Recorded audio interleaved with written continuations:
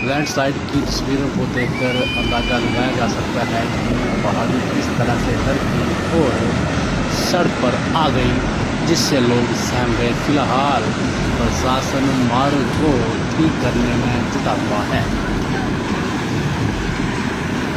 दोस्तों, क्या देवभूमि उत्तराखंड इस समय कुदरत के किसी भयानक महाविनाश की गवाह बन रही है?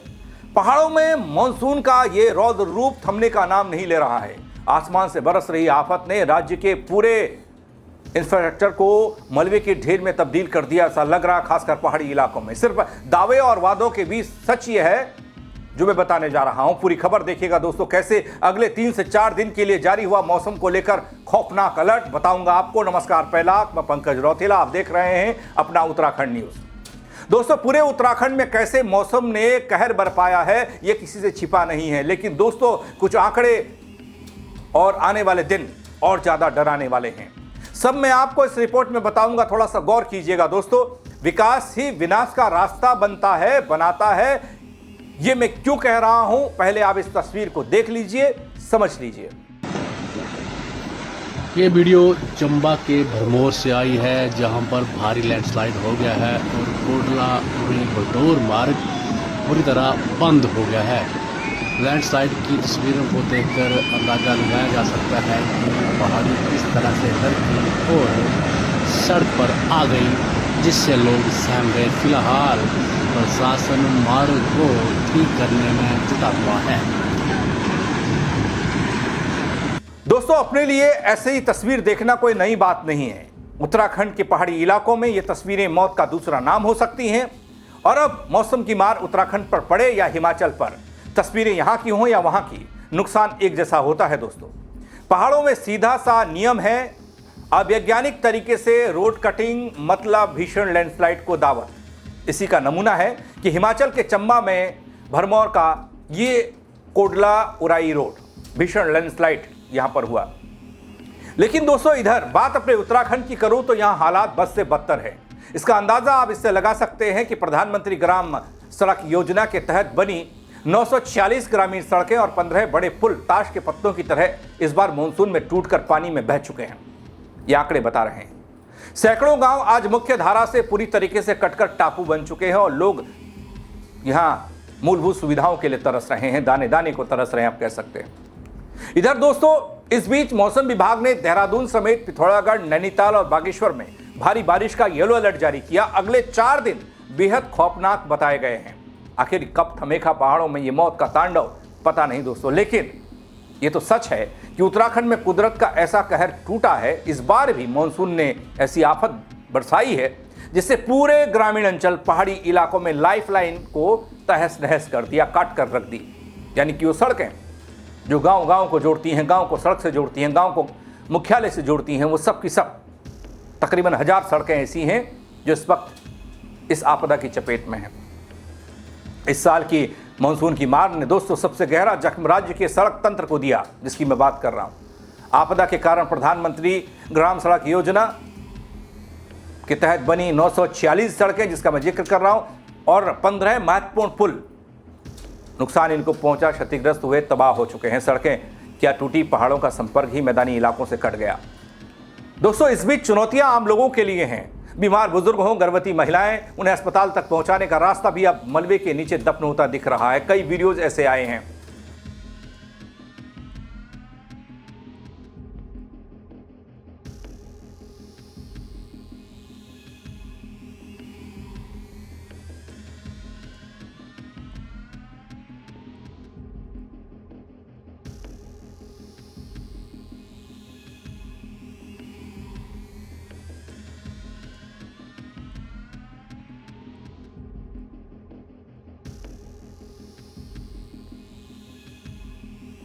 दोस्तों, उत्तराखंड में नुकसान के आंकड़े कोई मामूली आंकड़े नहीं हैं, बल्कि ये इस बात का सबूत है कि पहाड़ों में विकास के नाम पर बनाई गई ये ढांचागत संरचनाएं, दीवारें कुदरत के एक थपेड़े के आगे कितनी लाचार हैं। 15 पुलों के टूटने से कई नदियों के आर पार जाना नामुमकिन हो गया। लोग अपनी जान हथेली पर रखकर उफनती नदियों को रस्सियों के सहारे पार कर रहे हैं, एक दूसरे के सहारे पार कर रहे हैं। शासन प्रशासन के तमाम मुस्तैदी के दावे पर ये 946 टूटी सड़कों का आंकड़ा दोस्तों बड़ा एक प्रश्न चिन्ह है।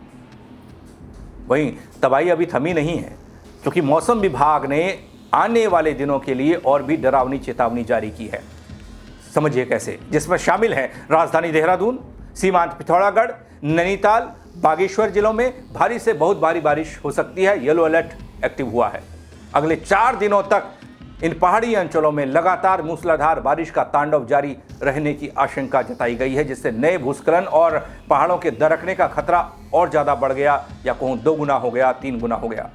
दोस्तों, इस महासंकट के बीच केदारनाथ, बद्रीनाथ और गंगोत्री नेशनल हाईवे पर भी कई जगह पर भारी बोल्डर गिरने से रास्ते बार बार बंद हो रहे हैं।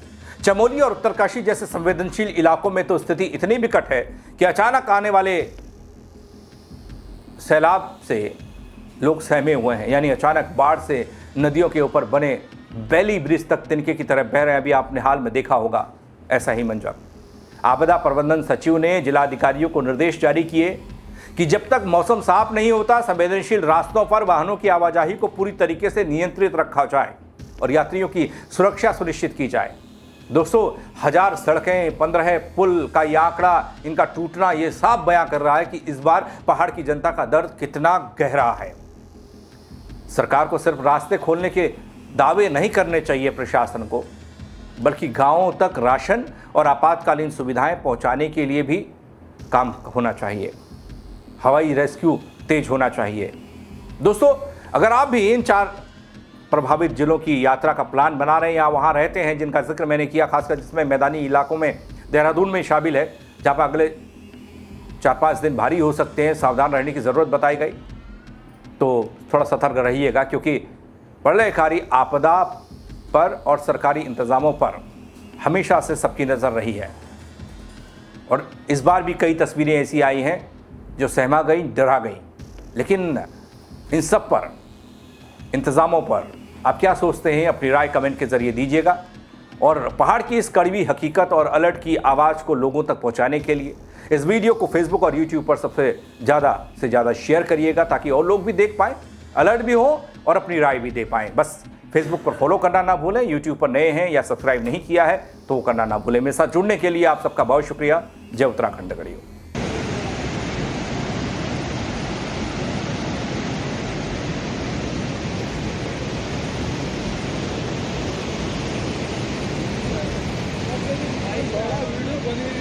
जाने वाला था वहाँ से, वो पूरी बनता है